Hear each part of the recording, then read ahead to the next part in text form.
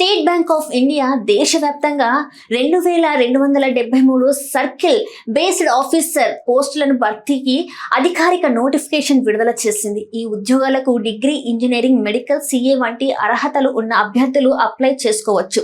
దరఖాస్తుల ప్రక్రియ నేటి నుంచే ప్రారంభమై ఫిబ్రవరి 18 వరకు కొనసాగుతుంది. ఈ నోటిఫికేషన్ లో ఆంధ్రప్రదేశ్ కి 97 పోస్టులు, తెలంగాణకి 80 పోస్టులు కేటాయించారు.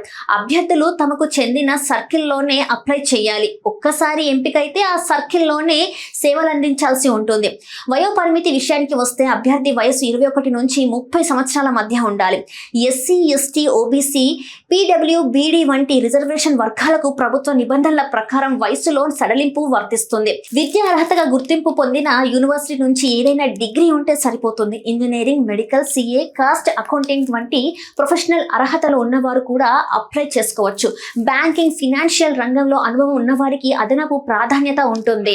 ఎంపిక ప్రక్రియ 3 దశల్లో జరుగుతుంది. మొదటిగా రాత పరీక్ష, ఆ తర్వాత స్క్రీనింగ్, చివరిగా ఇంటర్వ్యూ నిర్వహిస్తారు. ఈ 3 దశల్లో ప్రతిభ చూపించిన అభ్యర్థులను తుది ఎంపిక చేస్తారు.